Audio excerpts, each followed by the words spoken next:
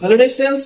I hope आप लोग अच्छे होंगे और अच्छे से स्टडी कर रहे होंगे। मैं हूं संजीव शर्मा और मैं आप लोगों का फिर से एक बार स्वागत करता हूं आपके अपने इस यूट्यूब चैनल जिसका नाम है रावण मदन क्लास। आज हम लोग इस वीडियो में करेंगे वो है इंट्रोडक्शन ऑफ क्लास 10 का एक introduction of trigonometry of class 10। Class 10 के बहुत सारे बच्चों को अब ये टेंशन होने लगा है कि बोर्ड एग्जाम कैसे देंगे, बोर्ड की तैयारी कैसे करेंगे, इतना कम समय रह गया।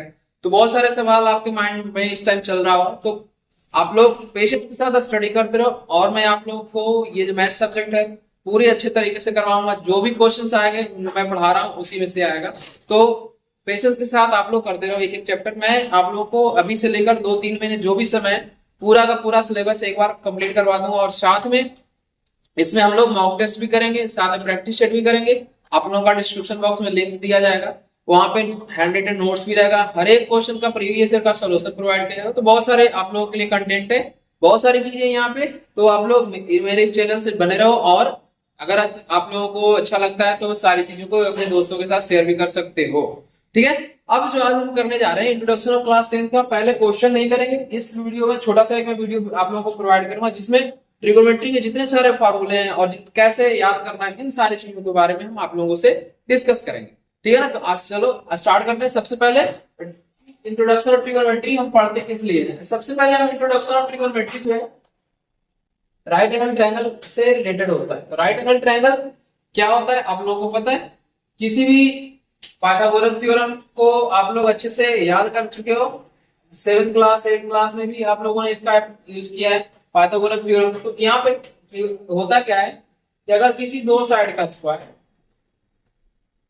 तीसरे साइड के स्क्वायर के सब बराबर है तो इसे क्या हम कहेंगे कि ये एक राइट एंगल ट्रायंगल है। और ये जो है हमारा ये जो स्टेटमेंट दिया हुआ है क्या कि sum of square of side A B and B C is equal to A C square. इसका मतलब क्या हुआ, दो छोटे साइड का स्क्वायर जो है उसको ऐड करोगे और तीसरे बड़े साइड के बराबर आएगा तो वो उसमें क्या होगा, पाइथागोरस थ्योरम लागू। ठीक है ना, तो इसमें हम ये पढ़ते हैं। सबसे पहले इसमें 6 हमने ट्रिगोनोमेट्रिक रेशियो पढ़ना है। कौन कौन सा पढ़ना है? सबसे पहले देखते हैं साइन, कॉस, टैन। उसके बाद होता है यहाँ पे कॉसेक, फिर सेक और फिर कॉट। तो ये क्या है, 6 ट्रिगोनोमेट्रिक रेशियो, 6 ट्रिगोनोमेट्रिक रेशियो है। और इसी में अगर हम एंगल अगर कर दे, मान लो इसे एंगल थीटा लगे हैं तो ये क्या बन जाएगा, साइन थीटा, ये हो जाएगा कॉस थीटा, ये हो जाएगा टेन थीटा, ये हो जाएगा कॉस थीटा, ये हो जाएगा सेक थीटा एंड ये कॉट थीटा। तो ये हमारा 6 ट्रिगोनोमेट्रिक रेशियो बन जाए। अब इसमें क्या करना है, इसमें बेसिक्स फार्मूले होते हैं बहुत सारे, आप लोगों को मैं एक एक करके सारा यहाँ पे लिखवा रहा हूँ, तो आप लोग प्लीज यहाँ पे ध्यान देना और नोट डाउन साथ के साथ करते चलना। बहुत आसान फार्मूले। तो साइन थीटा में क्या होता है फॉर्मूला, साइन थीटा का होता है हमारा परपेंडिकुलर अपॉन हाइपोटेन्यूज। इसको क्या बोलेंगे, इसको बेस बोलते हैं। मैं लिख दे रहा हूं यहाँ पे, ध्यान देना, बेस परपेंडिकुलर और ये होता है हाइपोटेन्यूज।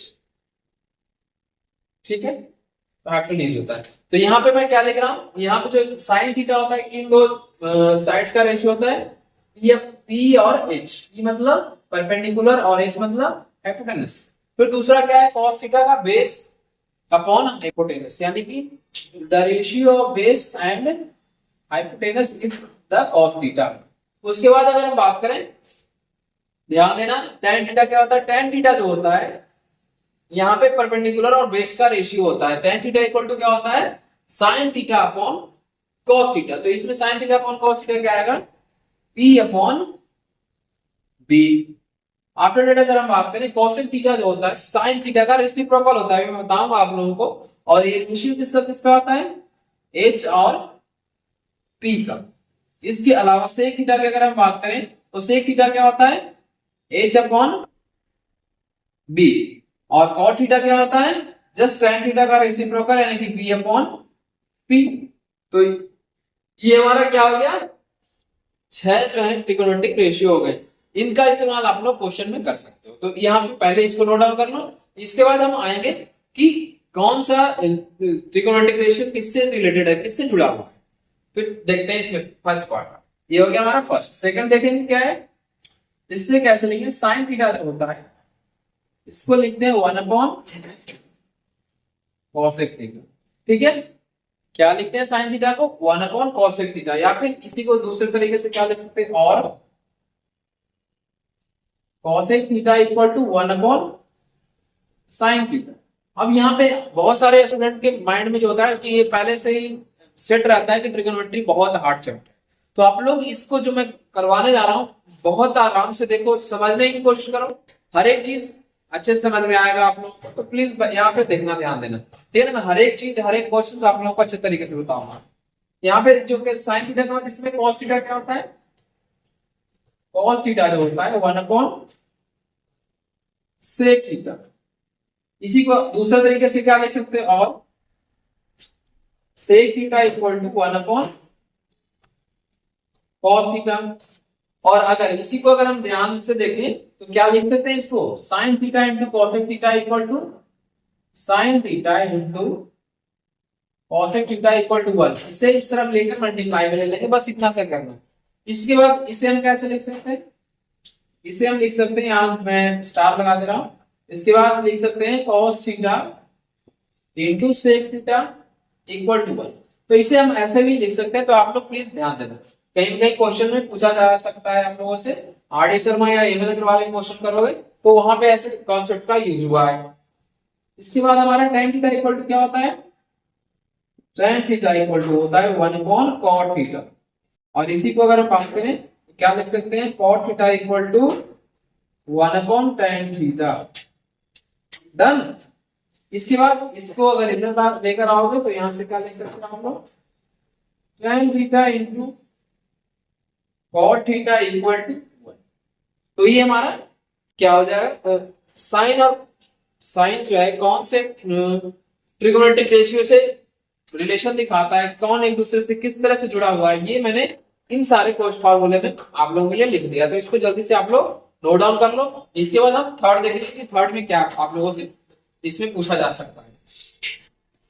थर्ड में यहाँ पे trigonometric ratio, trigonometric identity.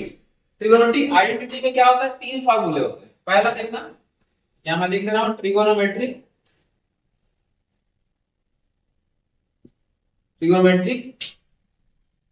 Identity. Done. First है हमारा sine square theta plus cos square theta equal to 1। Second क्या है, cosec square theta minus cot square theta equal to 1। And third क्या है, थर्ड है हमारा sec square theta minus tan square theta equal to 1। तो ये तीन क्या है हमारा ट्रिगोनोमेट्रिक आइडेंटिटीज है। इससे 2-3 तरीके से आप लोगों को क्वेश्चन में यूज होगा। पहला क्या यूज होगा, यहां से अगर हम बात करें साइन स्क्वायर थीटा क्या होगा, साइन स्क्वायर थीटा इससे निकल के आएगा 1 माइनस कॉस स्क्वायर थीटा। यहां मैं लिख दे रहा हूं, देखो आगे इसको ऐसे सॉल्व कर सकते हैं, sine square theta equal to 1 minus cos square theta. अगर कॉस स्क्वायर थीटा की बात करें तो 1 माइनस साइन स्क्वायर थीटा हो जाएगा, जस्ट इसके अपोजिट। ठीक है, इसके बाद दूसरा क्या हो सकता है, यहां से cosec square theta equal to 1 plus cot square theta. तीसरा क्या होगा, sec square theta equal to क्या हो जाएगा 1 प्लस tan स्क्वायर थीटा। तो यहां से क्या लिख लेंगे, sec square theta equal to 1 plus tan square theta. तो ये हो जाएगा हमारा 3। कैसे कैसे इसमें से फॉर्मूले अलग तरीके से रिप्रेजेंट कर सकते हैं, तो ये ध्यान में रखना। ये हमारा बेसिक हो गया 3 आइडेंटिटी, और 3 आइडेंटिटी की मदद से ये सारे फॉर्मूले जो अलग तरीके के, उसी फॉर्मूले को अलग तरीके से कैसे लिखा जाता है। तो इसको जल्दी से आप लोग पहले लिखो, इसके बाद हम देखते हैं इसके आगे के फॉर्मूले। ठीक है, आई होप ये सारे फॉर्मूले आप लोग पढ़ चुके हो, और अगर पढ़ चुके हो और आप लोगों को अच्छे से याद है तो ये बहुत अच्छी बात है। अगर आप लोगों को याद नहीं है तो यहाँ पे इसको एक बार फिर से आप लोग रिकॉल कर सकते हो, सारे कॉन्सेप्ट को, सारे फॉर्मूले को। यहाँ मैं एक एक करके सारा डिस्कस करूंगा, तो आप लोग बने रहना और ज्यादा आप लोग कंसंट्रेशन बना के रखो, ताकि एग्जाम से पहले कोई भी आपको डेविएट ना कर सके, अपना एग्जाम पे 100% फोकस दे सको। ठीक है, इसके बाद देखना है, यहाँ पे मिटा रहा हूं और देखते हैं कैसे आगे की चीजें।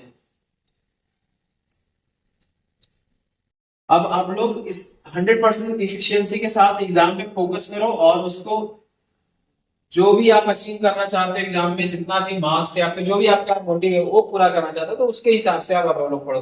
आप लोगों को कहने की जरूरत नहीं होनी चाहिए कि हाँ बेटा पढ़ो, हाँ बेटा पढ़ो, मतलब मम्मी पापा ये नहीं हो जाए कि बेटा पढ़ ही नहीं रहा है। तो ये चीजें आप लोग खुद समझ में आना चाहिए, क्योंकि अब आप लोगों के लिए जो क्रूशियल टाइम है। यहाँ पे क्या हो गया दूसरा, अब इसके आगे के जो आइडेंटिटी कुछ क्वेश्चंस हैं, कुछ फार्मूले हैं, देखो इंपॉर्टेंट है, तो यहाँ ध्यान देना। tan थीटा इक्वल टू क्या होता है, sine theta upon cos theta, ठीक है। इसके अलावा होता है cot theta equal to, cot theta equal to हो जाएगा cos theta upon sine theta. समझ गए, ये भी दो फार्मूले जो बहुत ही इंपॉर्टेंट है। इसमें क्या होता है कि साइन थीटा जो किसका रेशियो है, सॉरी cos tan थीटा जो होता है साइन थीटा और cos थीटा का रेशियो होता है। इसके अलावा cot थीटा किसका रेशियो होता है, cos theta upon sine theta का रेशियो। तो ये दो फार्मूले होते हैं।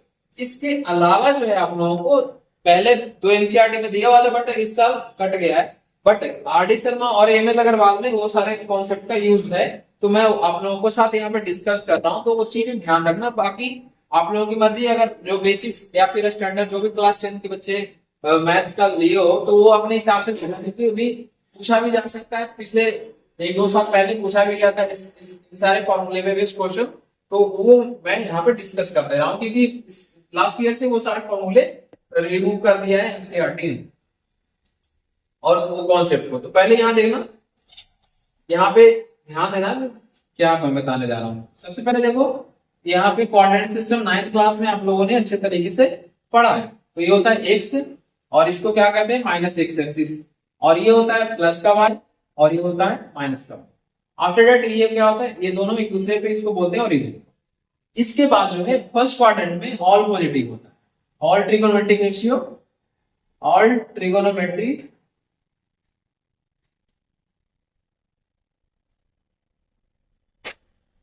रेशियो क्या हो जाएगा, पॉजिटिव। बट सेकंड क्वाड्रेंट की अगर बात करें, इसमें 4 क्वाड्रेंट है, first quadrant, second quadrant, third quadrant and fourth quadrant. First quadrant में सारे के सारे ट्रिगोनोमेट्रिक रेशियो क्या होते हैं, पॉजिटिव होते हैं। सेकंड क्वाड्रेंट में क्या होगा, यहाँ पे इसको बोलते हैं सेकंड क्वाड्रेंट, मैं लिख दे रहा हूं क्वाड्रेंट, और इसमें क्या होता है सिर्फ साइन और कॉसेक, ये क्या होता है दोनों पॉजिटिव होता है। बाकी जितने सारे रह गए 4 और ट्रिगोनोमेट्रिक रेशियो रहेगा, वो चारों का चारों जो होता है सेकंड क्वाड्रेंट में नेगेटिव वैल्यू होता है। फिर दूसरा थर्ड क्वाड्रेंट में क्या होता है, इसको मैं लिख दे रहा हूं थर्ड क्वाड्रेंट, तो ये होता है इसमें tan थीटा और cot थीटा दोनों क्या होता है पॉजिटिव वैल्यू देगा। बाकी जो 4 और रह गए साइन, कोसेक, सेक और कॉस, वो 4 के 4 क्या होंगे, नेगेटिव। किसमें होंगे, fourth quadrant, third quadrant. After that अगर हम बात करें फोर्थ क्वाड्रेंट की, अगर हम बात करें तो इसमें क्या होता है, कॉस और सेक दोनों ट्रिगोनोमेट्रिक रेशियो जो है ये दोनों क्या होता है, पॉजिटिव होता है। एंड बाकी जो रह गए 4 वो सारे के सारे फिर से निगेटिव होता है, ठीक है ना। तो सिर्फ फर्स्ट क्वाड्रेंट ऐसा है जिसमें सारे के सारे 6 जो ट्रिगोनोमेट्रिक रेशियो 6 के 6 पॉजिटिव होता है। बट सेकंड में क्या होता है, साइन कॉस पॉजिटिव होता है, फिर उसमें tan और cot होता है पॉजिटिव थर्ड क्वाड्रेंट में, और फोर्थ क्वाड्रेंट में cos और sec। तो ये हमारा बहुत इंपॉर्टेंट कॉन्सेप्ट है, ये आप लोगों का 11th क्लास में पढ़ना भी है, और साथ में साथ 10th में पहले पढ़ना था बटा बटा दिया। इसमें मैं इसको क्यों डिस्कस कर रहा हूँ, क्योंकि इसमें जो है बेस्ट क्वेश्चन आप लोगों से बनता है आरडी शर्मा से। तो यहाँ पे होता है साइन 90 डिग्री माइनस थीटा, तो इसको क्या कहते हैं, कॉस थीटा। इसके अलावा कॉस 90 डिग्री माइनस थीटा क्या कहते हैं, साइन थीटा। अब यहां ध्यान देना, मैं जो लिख रहा हूं उस पर आप लोग फोकस करना कि क्या मैं लिखने वाला हूं। अब ये देखो ध्यान से, 90 डिग्री माइनस थीटा यानी कि ये क्या है, ये फर्स्ट क्वाड्रेंट जो है 90 डिग्री का एंगल बना रहा है, तो 90 डिग्री में से कुछ भी माइनस करोगे तो फर्स्ट क्वाड्रेंट में ही रहेगा। फर्स्ट क्वाड्रेंट में जो भी वैल्यू आएगी क्या आएगा, पॉजिटिव आएगा। ये देखो पॉजिटिव ये भी है, पॉजिटिव ये भी है। और साइन जो है कॉस में चेंज होता है, कॉस जो है साइन में चेंज होता है।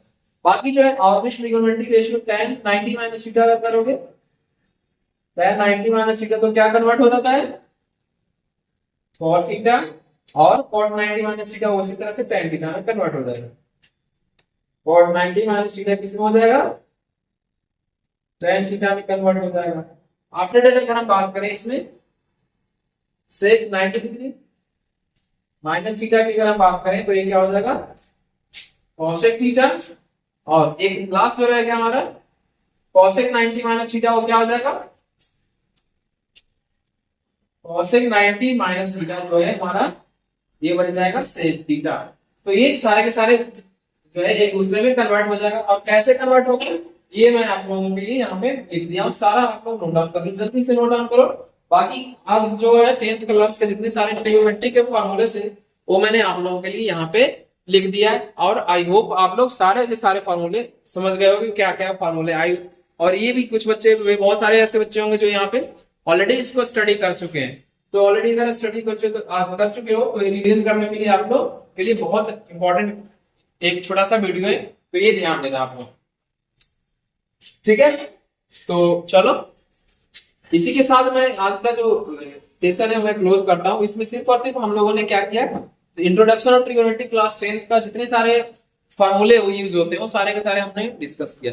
इसके अलावा एक जो टेबल यूज होता है ट्रिगोनोमेट्रिक वैल्यू का, वो मैं नेक्स्ट पार्ट में बताऊंगा जब क्वेश्चन हम लोग करेंगे, ताकि वो लोग आप लोग याद कर रहे हैं।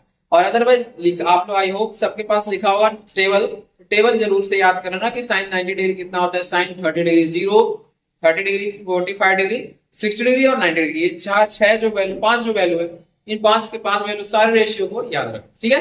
तो चलो इसी के साथ आज का सेशन यही क्लोज करते हैं। तो thank you so much for watching this video, have a good day.